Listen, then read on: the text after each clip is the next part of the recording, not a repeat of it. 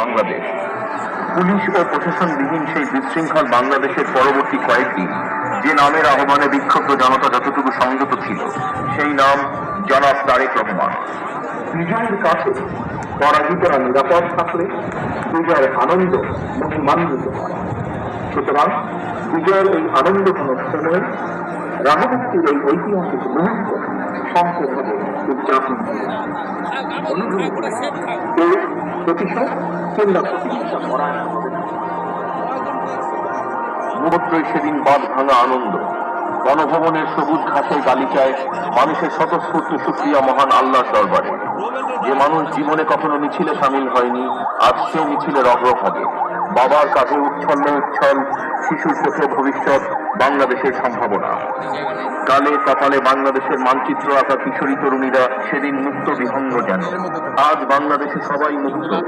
শিশু কিশোর, তরুণ, যুবা, বৃদ্ধ, অন্তপুরাবাসিনী সকলেই কেউ বাদ নেই এই পতন উদযাপনের উৎসবে। অথচ এই বিজয় অর্জন এতটা সহজ ছিল না।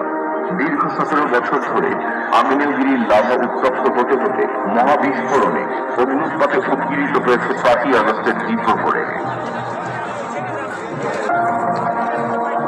এক দীর্ঘ ষড়যন্ত্রের সূচনা সেই 1/11 অশুভ ষড়যন্ত্রের মাধ্যমে বিএনপি আর জিয়া পরিবারকে নিশ্চিহ্ন করার সেই দেশীয় ষড়যন্ত্রের নকশা রচিত হয়েছে আন্তর্জাতিক সহযোগীদের প্রত্যক্ষ পৃষ্ঠপোষকতায়।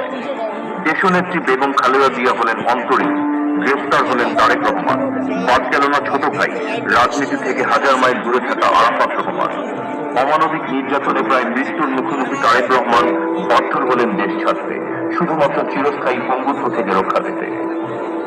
এদিকে মাটি কামড়ে পড়ে রইলেন বেগম খালেদা জিয়া। ভারতের রাষ্ট্রপতি প্রণব মুখার্জির সামনে নতজানু এদেশের সেনাপ্রধান তার চাকরির নিশ্চয়তার বিনিময়ে হলেন ষড়যন্ত্রের অংশীদার। বিতর্কিত নির্বাচনে আওয়ামী লীগকে পরিকল্পিতভাবে ক্ষমতায় এনেই বাংলাদেশের স্বাধীনতা ও সার্বভৌমত্বকে বিলীন করার দীর্ঘ পরিকল্পনায় সূচনা হল শেখ হাসিনার ক্ষমতা চিরস্থায়ী করার এজেন্ডা বাস্তবায়নের মাধ্যমে। প্রথমেই পঞ্চদশ সংশোধনীতে বিএনপির প্রবর্তিত তত্ত্বাবধায়ক সরকার ব্যবস্থা বাতিল করে মানুষের ভোটাধিকারকে করা হলো অর্থহীন। সর্বোচ্চ আদালত থেকে অধস্তন আদালতকে কুক্ষিগত